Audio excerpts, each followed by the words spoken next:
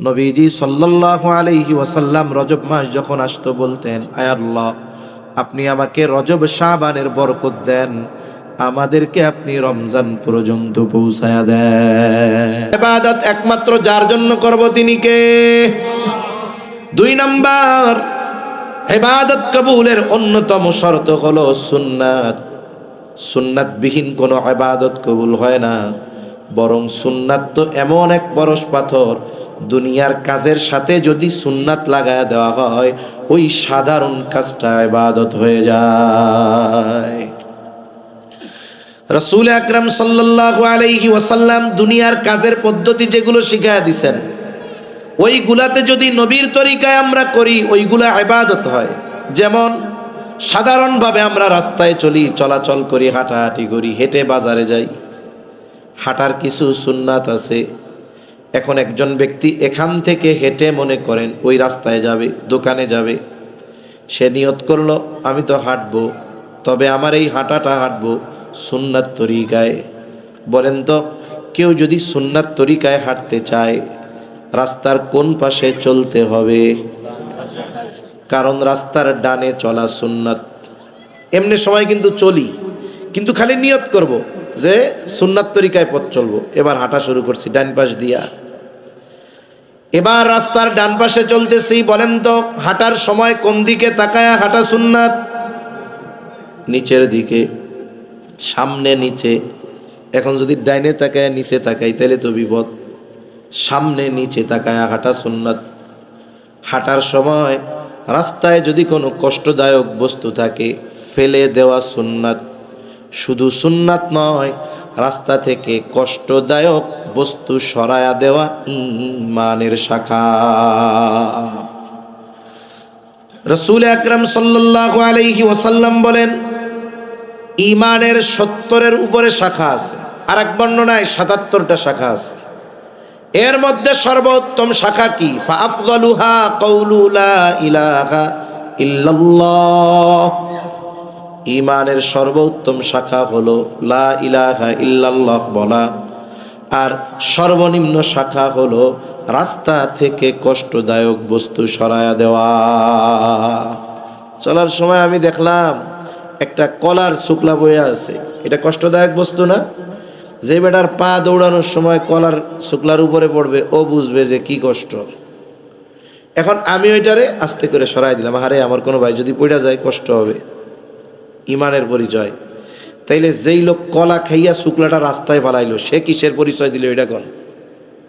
হ্যাঁ, এজন্য অনেক সময় আমরা মানুষকে নিজেদের অজান্তে কষ্ট দেই।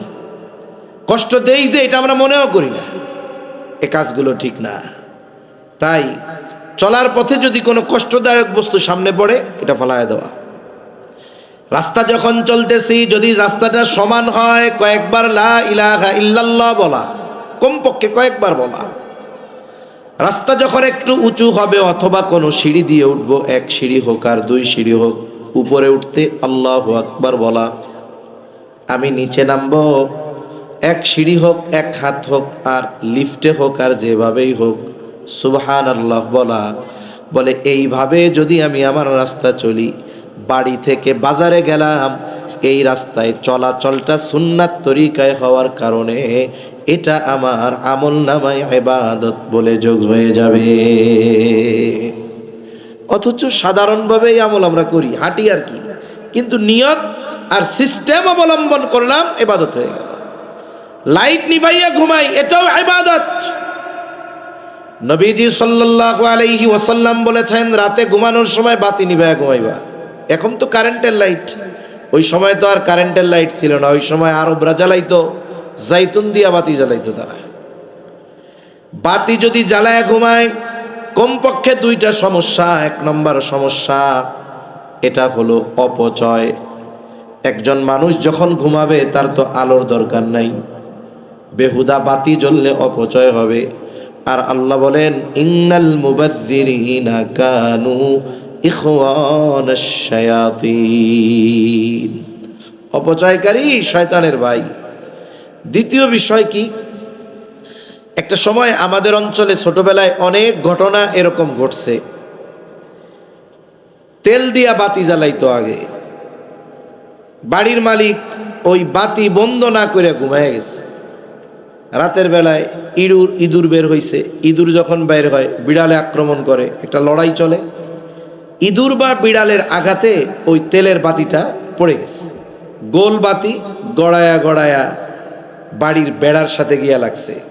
এখন না বিল্ডিং টিল্ডিং অনেক কিছু, আগে গ্রাম অঞ্চলে, আমাদের অঞ্চলে হয়তো পাট খড়ির বেড়া ছিল বেশি, বাঁশের বেড়া, হোগলার বেড়া, এগুলো অল্পতে আগুন ধরে যায়। অনেক বাড়ি শুধুমাত্র এই অসতর্কতার কারণে বাতি নিভায়া ঘুমায় নাই, এই অসতর্কতায় বাতির থেকে আগুন লেগে ঘর বাড়ি পুড়ে সব ছাই হয়ে গেছে। অনেক সময় হয়। তা এখন তো কারেন্টের বাতি, এইটা জ্বালায় রাইখা ঘুমাইলেও তো অপচয় হবে। নবীজি বাতি নিভায়া ঘুমাইতে বলছেন।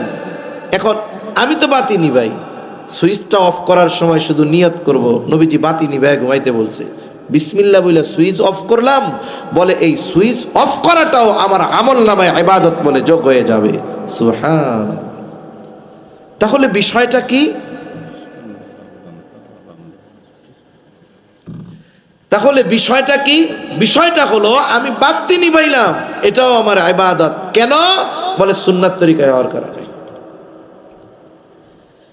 এই যে দেখুন, যখন রাতের বেলা আমরা ঘুমাই, বিছানা ঝাড়ু দিয়া ঘুমাই, এটাও সুন্নাত। নবীজি সাল্লাল্লাহু আলাইহি ওয়াসাল্লাম বলেছেন, তোমরা বিছানা ঝাড়ু দিয়ে ঘুমাও, লুঙ্গির নিচ দিয়ে হলেও। এটার দ্বারা গুরুত্ব বোঝানো হয়েছে।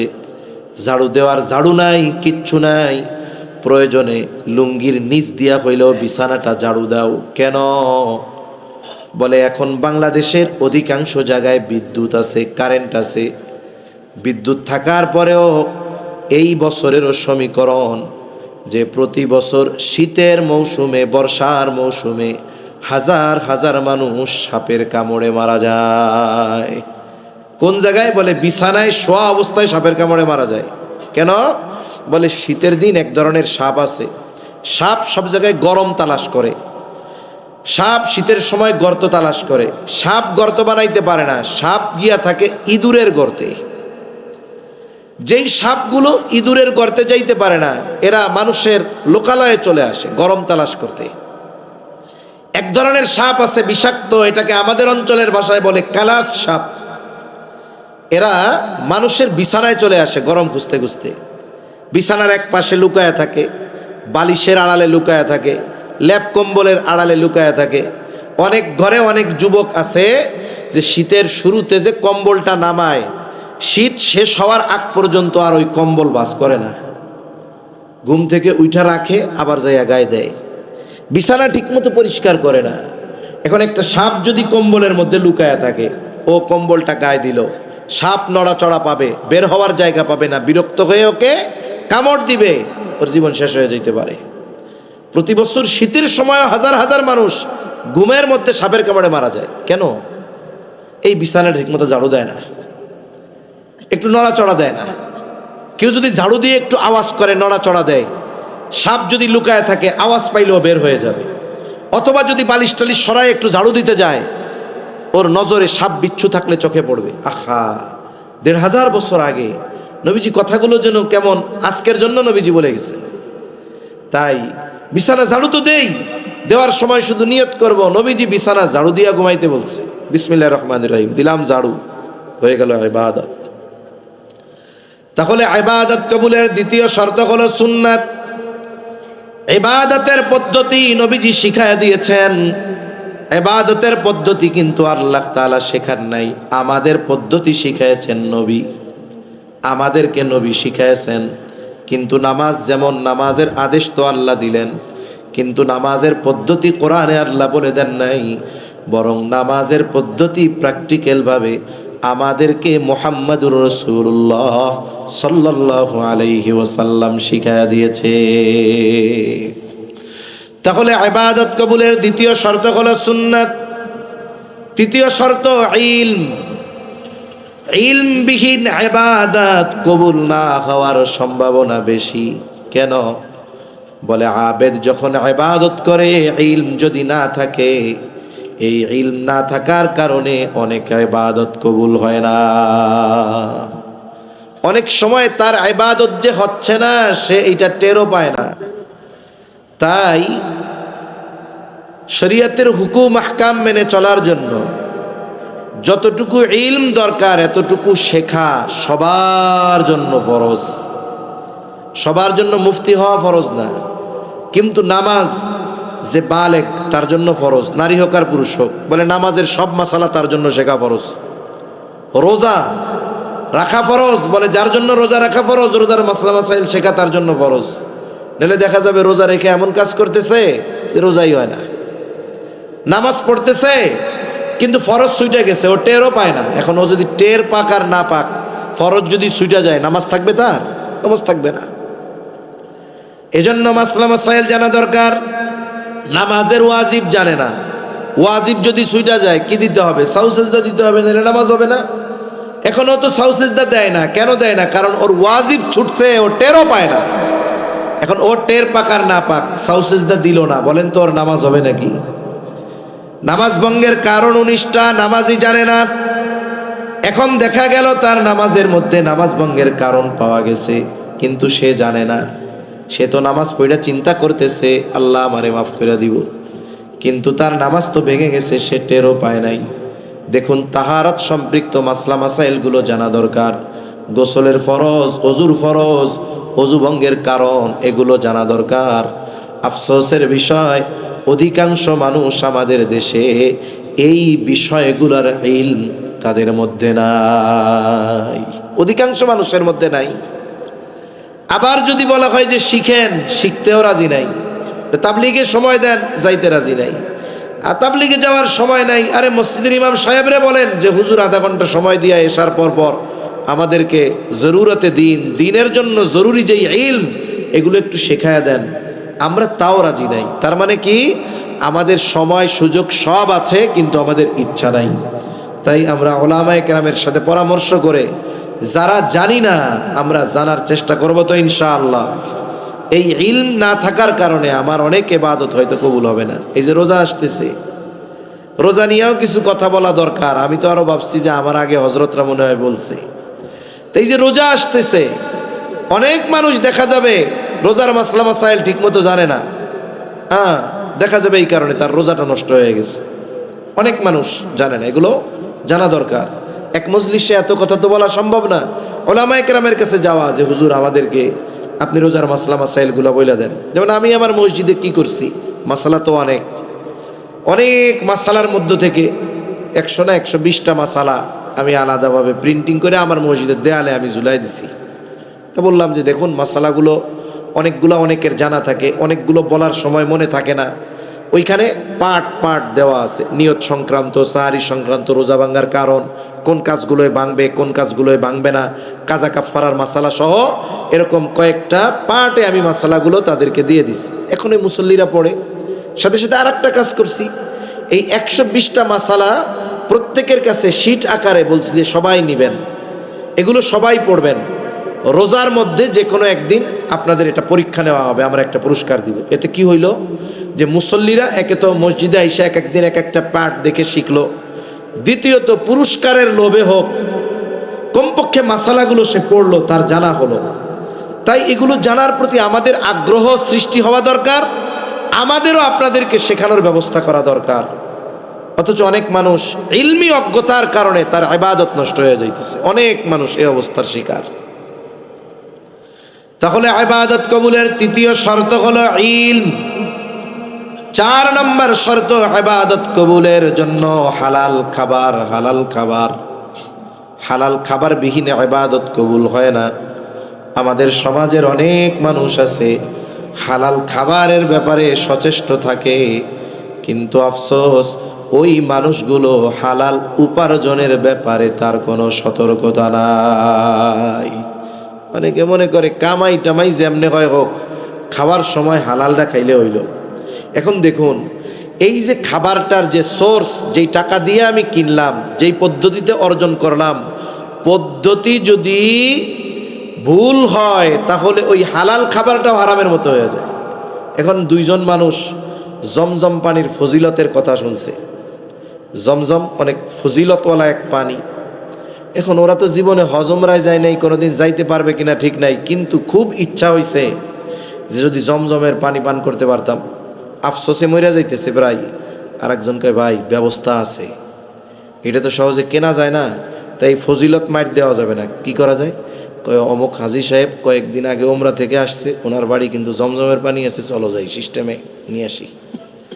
এখন জমজম পানির ফজিলতের আশায় হাজি সাহেবের বাড়ির থেকে গিয়া জমজমের পানি চুরি করে আইনা পান করছে। এখন বলেন তো, এই যে চুরি কইরা আইনা পান যে করলো, এই যে পদ্ধতি যে অবলম্বন করলো, এই কারণে ওইটা তাদের জন্য হারাম হয়েছে। অথচ জমজমের পানি কি হারাম নাকি? গরুর গোশত এটা তো হালাল, কিন্তু আপনি যখন হারাম টাকা দিয়ে কিনতেছেন আপনার জন্য ওটা হারাম হয়ে যাচ্ছে। সেজন্য উপার্জন হালাল দরকার, খাবারটাও হালাল দরকার। তাই ইসলাম হালাল উপার্জনের ব্যাপারে কত গুরুত্ব দিয়েছে। ইসলাম যদি কেউ ফরজ ইবাদত ঠিক রেখে হালাল উপার্জনের নিয়তে হালাল কাজ করে, এই হালাল উপার্জনের নিয়তে হালাল কাজটাকে ইসলাম ইবাদত বলে অভিহিত করেছে। রাসূলুল্লাহ সাল্লাল্লাহু আলাইহি ওয়াসাল্লাম বলেন, কাসবুল হালালি ফরিদাতুম বাদাল ফরিদা, ফরজ ইবাদতের পরে অন্যতম ফরজ ইবাদত হলো হালাল উপার্জন করা। কোনো ব্যক্তি যদি ফরজ ইবাদত ঠিক রেখে হালাল উপার্জনের নিয়তে হালাল কাজ করে, তার কাজটা যত ছোট হোক, যদি কাজটা হালাল হয়, ওই যে ফরজ ইবাদত ঠিক হালাল উপার্জনের নিয়তে হালাল কাজ করে, বলে তার এই কর্মটা তার আমলনামায় ইবাদত বলে যোগ হয়ে যায়। আমাদের সমাজে অনেক মানুষ আছে, কোনো ব্যক্তি যদি তার পেশাটা ছোট হয়, কোনো হালাল পেশা ছোট না, তবে সামাজিক দৃষ্টিকোণ থেকে কিছু ছোট পেশা আছে না। কোনো মানুষ যদি অন্য কোনো মানুষের হালাল পেশাকে তুচ্ছতাচ্ছিল্য করে, এটা খুব খারাপ এবং গর্হিত একটি কাজ। অনেক বড় বড় বুজুর্গ যেমন আমাদের অঞ্চলে আছে, জেলে মাছ ধরে, মাছ ধরে বিক্রয় করে। আমাদের অঞ্চলে কোনো মানুষ যদি জেলে মাছ ধরে বিক্রি করে, এর ছোট মনে করে কেন? অনেক বড় বড় বুজুর্গ মাছ মেরে জীবিকা নির্বাহ করতেন। জুন্নুন মিস্ত্রি রহমাতুল্লাহি আলাইহি জগৎ বিখ্যাত একজন বুজুর্গ, হ্যাঁ, তিনি মাছ মেরে জীবিকা নির্বাহ করতেন। বাংলাদেশের সব মাদ্রাসাগুলো একটা কিতাব পড়ানো হয়, কুদুরি পড়ানো হয় না? পড়ানো হয়। আলিয়া বলেন, ওহাবি কন, সুন্নি কন, যা কন কন, আলিয়া কন, কওমি কন, যাই বলেন, সব জায়গায় এই কিতাবটা পড়ায়। যিনি লিখছেন আবুল হাসান কুদুরি, উনি কি করতেন? মাড়ির হাড়ি বাইলা বানাইতেন। এজন্য পেশা যদি হালাল হয়, ওই পেশাকে তুচ্ছতাচ্ছিল্য করা যাবে না। আমাদের সমাজে অনেক মানুষ আছে, মানুষকে লজ্জা দেওয়ার জন্য তার নাম পরিচয় উল্লেখ না করে তার কর্ম পরিচয়কে সামনে আনে না। অনেক সময় একজন মানুষ রিক্সা চালায়, আমি এটা ছোট পেশা বলতেছি না, কথার কথা। মনে করেন মজলিস, বড় মজলিস, অনেক ওলামায়ে কেরাম আছে, অনেক ডাক্তার, ইঞ্জিনিয়ার, প্রফেসর আছে, যে কোনো একটা সমস্যার সমাধান দীর্ঘ সময় হচ্ছে না, কিন্তু ওই রিক্সাওয়ালা ভাই তার জেহেনে আসছে যে ওই বিষয়টা এই রকম করলে সমস্যার সমাধান হতে পারে। এখানে তো অনেক উচ্চ শিক্ষিত মানুষ, তাদের মাথা গরম, সমাধান হইতেছে না। এখন আমার ওই ভাই দাঁড়াইছে যে ভাই আমার একটা কথা আছে, যদি আপনারা একটু শুনতেন তাইলে মনে হয় সমাধান হইতো। এখন ওই লোকের পেশা কথার কথা রিক্সা চালানো, এখানে তো ডাক্তার, ইঞ্জিনিয়ার, প্রফেসর আছে, তখন কি করে? ওই বেড়া রিক্সাওয়ালা, কথা নৌকোজ বেড়া, এই জায়গায় কত বড় বড় মাথাওয়ালারা রইছে, এরা সমাধান দিতে পারে না, তুই বেড়া রিক্সা চালাইন না, বাড়ি রিক্সাওয়ালা, তুই বেড়া সমাধান দিবি, বল বেড়া, এরকম বলে কি বলে না? আচ্ছা, ওই লোকটার একটা নাম আছে না, ওই লোকটার একটা পরিচয় আছে না? আপনি কেন তার কর্মটাকে সামনে আনলেন? আপনার উদ্দেশ্য তার পেশাকে সামনে এনে তাকে লজ্জা দেওয়া। খবরদার, এরকম কাজ কখনো আমরা করব। একজন মাটি কাটে, একজন কামলা দেয়, দিন মজুর, আল্লাহর কসম, একজন হারাম উপার্জনকারী সমাজের মানুষের চোখে সম্মানিত হারাম উপার্জনকারীর চাইতে একজন সুইপার, মানে পায়খানা পরিষ্কার কইরা যে ইনকাম করে, ওই ব্যক্তির ওই উপার্জন আর ওই ব্যক্তি আল্লাহর কাছে বেশি প্রিয় সুদখোর, ঘুষখোরের চাইতে। এজন্য হালাল উপার্জনের প্রতি গুরুত্ব দেওয়া, হালাল খাবারের প্রতি গুরুত্ব দেওয়া। কারণ কোনো ব্যক্তি যদি হারাম খায়, হারাম উপার্জন করে, তাহলে তার কোনো আমল আল্লাহর কাছে কবুল হয় না, তার দোয়া কবুল হয় না। নবীজি বলেন লা ইয়াদখুলুল জান্নাতা জাসাদুন গুদিয়া বিল হারাম, হারাম বক্ষণকারীর শরীর জান্নাতে প্রবেশ করবে না। হারাম বক্ষণকারীর দোয়া কবুল হয় না, সাথে সাথে হারাম বক্ষণকারীর ইবাদত আল্লাহ কবুল করে না। তাহলে এই চারটা শর্ত ঠিক রেখে আমরা যদি ইবাদত করতে পারি তাহলে পুরস্কার কয় ধরনের একটু জোরে বলেন তো? 2 ধরনের। এই যে রমজান মাস আসতেছে সামনে, আসলে তো রমজানের প্রস্তুতি নবীজি তো নিতেন রজব থেকে। আনাস রাদিয়াল্লাহু তাআলা আনহু বলেন, কানান নবী সাল্লাল্লাহু আলাইহি ওয়াসাল্লাম ইযা দাখালা রজব ক্বালা আল্লাহুম্মা বারিক লানা ফি রজব ওয়া শাবান ওয়া বাল্লিগনা রমাদান। নবীজি সাল্লাল্লাহু আলাইহি ওয়াসাল্লাম রজব মাস যখন আসতো বলতেন, আয় আল্লাহ, আপনি আমাকে রজব শাবানের বরকত দেন, আমাদেরকে আপনি রমজান পর্যন্ত পৌঁছায়া দেন। কোনো কাজ ভালোভাবে যদি করতে হয় তাহলে 2 ধরনের প্রস্তুতি লাগে। কয় ধরনের? ঘুম আসতেছে আপনাদের? চিটাঙে এত রাত ওয়াজ হয় না তো, আরো আগে শেষ হয়ে যায়, কিন্তু রাত হয়ে গেছে অনেক। একটা তাকবীর দেন শেষ সময়, নারায়ে তাকবীর, নারায়ে তাকবীর, মাশাআল্লাহ। 2 ধরনের প্রস্তুতি যদি মানুষ না নেয় তার কাজ সুন্দর হয় না। একটা হলো মানসিক প্রস্তুতি, মেন্টালিটি প্রিপারেশন, আর একটা হলো শারীরিক প্রস্তুতি।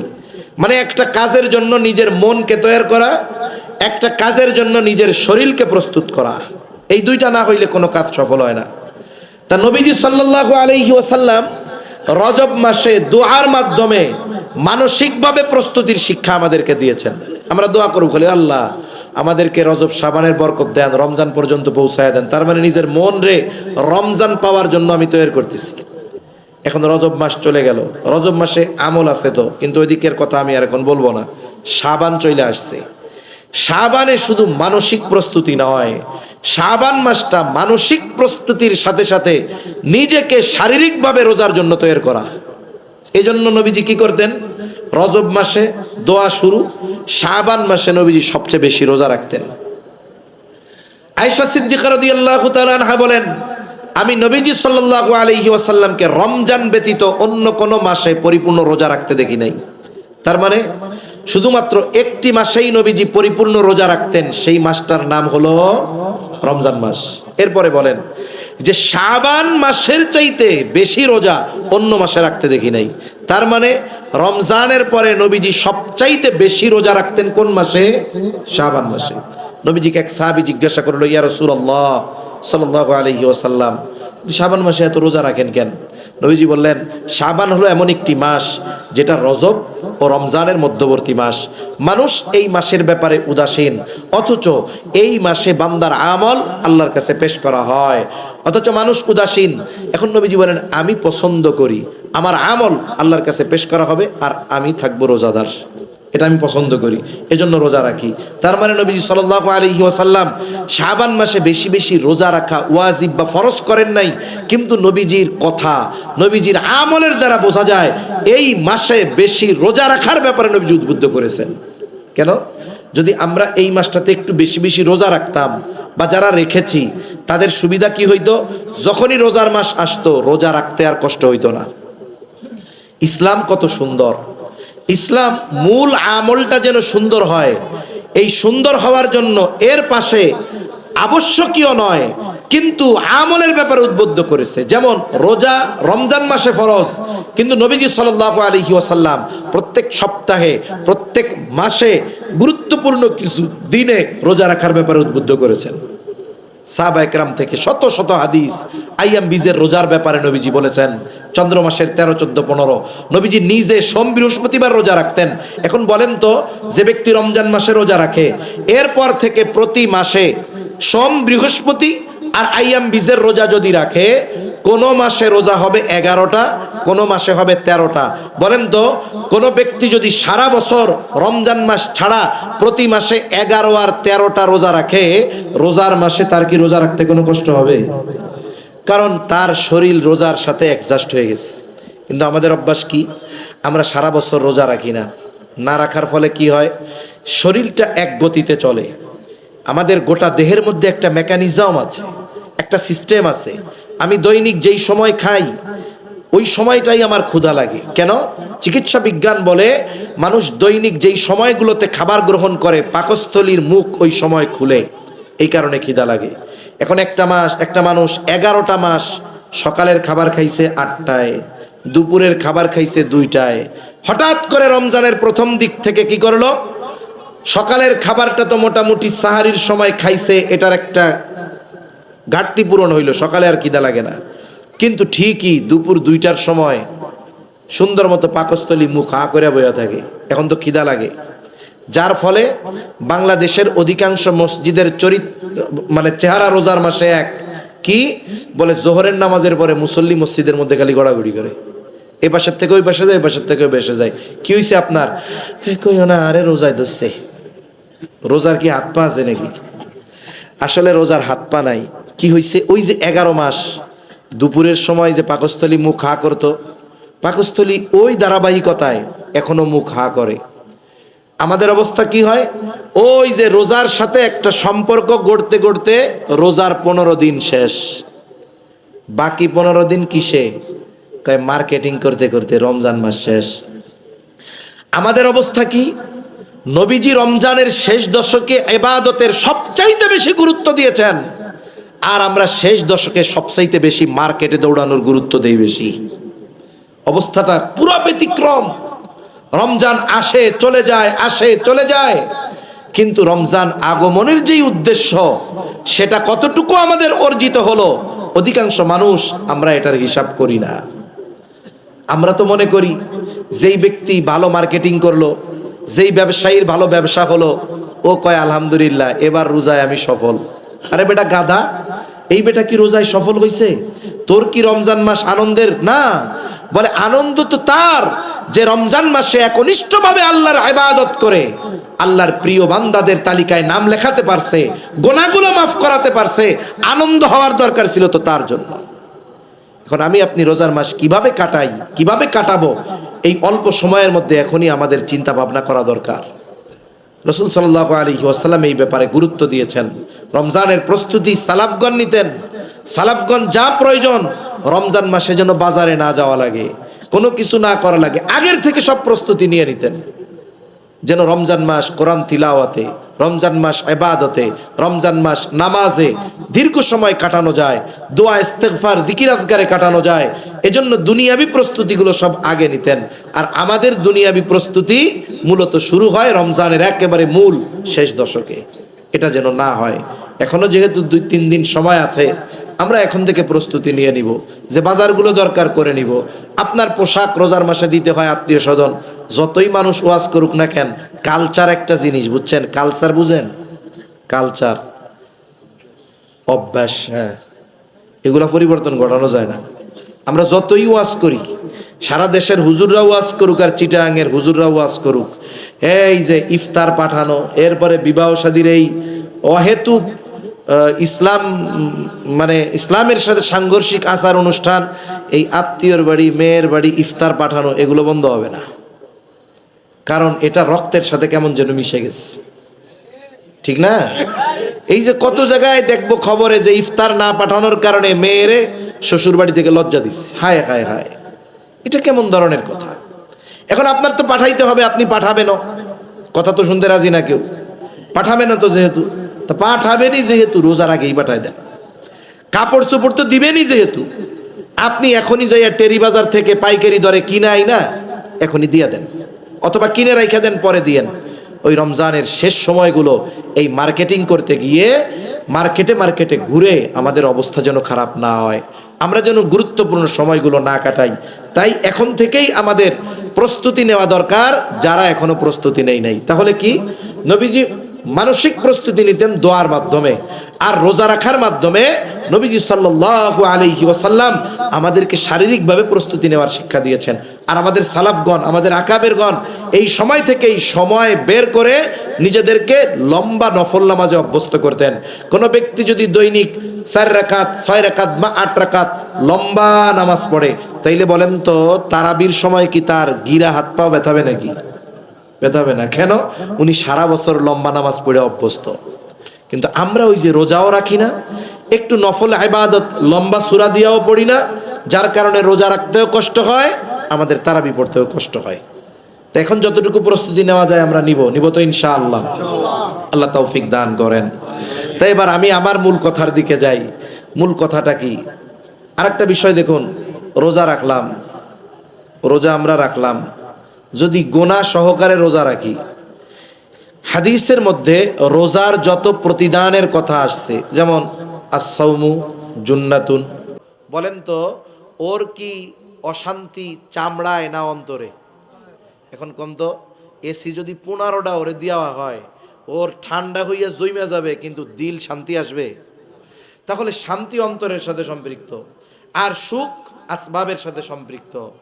এখন এই শান্তি কে পাবে? বলে একজনের বাড়ি গরমের কাল, কারেন্টও নাই, ফ্যানও নাই, এসি তো স্বপ্নেও দেখে না, কিন্তু তার স্ত্রী দিনদার, তার 2টা ছেলে আলেম, বাড়িতে ঘর এমন অবস্থা, বৃষ্টি হলেও পানি পড়ে, শীতের দিনেও কুয়াশায় পানি পড়ে, ওর কিচ্ছু নাই, বলেন তো অন্তরে শান্তি আছে না নাই? এই যে পবিত্রতার সাথে শান্তি, এটা আসে। এজন্য আল্লাহ তাআলা তাকে দুনিয়ায় শান্তিময় পবিত্র জীবন দিবে, যেই জীবনে অপবিত্রতা তো থাকবেই না, সাথে সাথে প্রকৃত শান্তি সে পাবে। 2 নাম্বার, আল্লাহ তাআলা তাকে অমুখাপেক্ষী জীবন দিবে।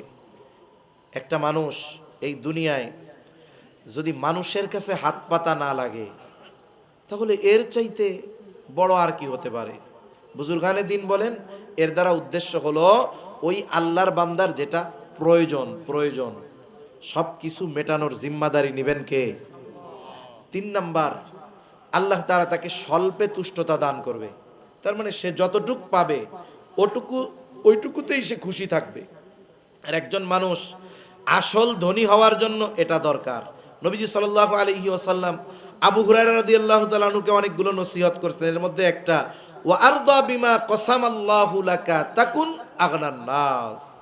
আবু হুরায়রা, আল্লাহ তাআলা তোমার জন্য যতটুকু নির্ধারণ করছে তুমি ওর উপরে সন্তুষ্ট থাকো, তাহলে কি হবে? তাকুন আগনান নাস, তুমি মানুষের মধ্যে সবচাইতে বড় ধনী হয়ে যাইবা। আর টাকা পয়সা যার আছে সে আসল ধনী না। আল্লাহর নবী বলেন, আল গিনা গিনান নাফস, অন্তরের ধনী হলো সবচেয়ে বড় ধনী। আর অন্তরের ধনী আর বড় ধনী হওয়ার জন্য স্বল্পে তুষ্টতা দরকার। আল্লাহ তাআলা ওই ব্যক্তিকে স্বল্পে তুষ্টতা দান করবে। সুবহানাল্লাহ। 4 নাম্বার কি দান করবে? বলে 4 নাম্বার তারে আল্লাহ ইবাদতে মজা দান করবে। ইবাদতে মজা কি? এক বুজুর্গ বলেন যে ইবাদতের মজা, এটা যদি দুনিয়ার রাজা বাদশারা টের পাইতো যে ইবাদতে মজা কি, আর এটা কেড়ে নেওয়ার যদি সুযোগ থাকতো, তাইলে এটা কেড়ে নেওয়ার জন্য দুনিয়ার রাজা বাদশারা সবচাইতে শক্তিশালী সেনাবাহিনী প্রেরণ করতো, যে আমার ওই সম্পদ চাই। আল্লাহ যদি একজন ইমানদারকে দুনিয়ায় এই কয়েকটা জিনিস দেয়, তাহলে ওই ইমানদার এই দুনিয়া তার পবিত্র এক হায়াত অতিবাহিত হবে। এখন আখেরাতে আল্লাহ কি দিবে? বলে দুনিয়ায় যে আমল আমরা করি এর বিনিময়ে জান্নাত, এটা অসম্ভব। 1000 বছরও যদি কেউ হায়াত পায়, 1000 বছর যদি ইবাদতে কাটায়, বলে এটা দিয়া জান্নাতের ঘ্রাণ কিনবে, এটা অসম্ভব, জীবনে অসম্ভব না। তবে আল্লাহ যদি চায়, ওই যে ঢাকায় এক জায়গায় আছে, 1 টাকায় বিরিয়ানি খাওয়ায়, 1 টাকা দেয় তাকে 1 প্লেট বিরিয়ানি দেয়। এখন বলেন তো 1 প্লেট বিরিয়ানির দাম কি 1 টাকা? ওনরা 1 টাকা দিয়ে খাওয়াইতেছে, এটা ওনাদের ব্যাপার, সামর্থ্য আল্লাহ দিছে। তা আল্লাহ যদি চায় আমাদের যে ইবাদত, এটা দিয়ে তো জান্নাত পাওয়া সম্ভব না, তবে আল্লাহ যদি দয়া করে এই ইবাদতের বিনিময়ে জান্নাত দেয়, কারো কিছু করার আছে? তাহলে যদি এই শর্তগুলো ঠিক রেখে আমরা ইবাদত করি, হায়াতে তাইয়্যিবা আর আখেরাতে যেই আমল করেছি এই আমলের তুলনায় অতি উত্তম প্রতিদান, অর্থাৎ আল্লাহর সন্তুষ্টি, আল্লাহর জান্নাত, আল্লাহর দিদার আল্লাহ তাআলা আমাদের দান করবে।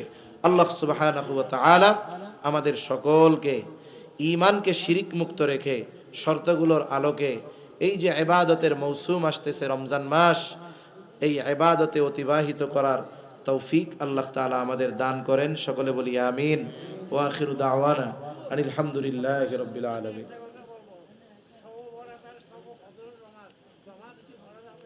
না, একা একা পড়বেন।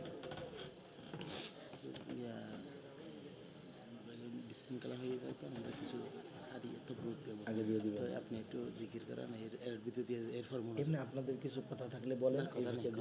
কথা নেই এমনি ওই প্রবাসীর জন্য আর যারা আছেন কালেকশন দিয়ে যারা এলাকার মুরব্বী আছে সবার জন্য একটু দোয়া করবেন এটা। আচ্ছা আচ্ছা ঠিক আছে একটু জিকির করেন, এর সাথে সাথে আমরা জিনিসগুলো দিয়ে দেবো। সবার সবার পছন্দ করে স্পষ্ট করে কেন কেউ কেউ বেদাতির জমাতে করার জন্য চেষ্টা করে স্পষ্ট করে। একটু জিকির করেন 2-4 মিনিট এর ভিতরে আচ্ছা নিয়ে আসুন এরপর মোনাজাত আচ্ছা অসুবিধা নেই শুনেন শবে কদর শবে বরাতের যেই নামাজ এটা ব্যক্তি একা একা পড়বে নফল নামাজ এটা একা একা পড়বে আচ্ছা আপনারা একটু কাতার দিয়ে বসেন কাতার দিয়ে বসেন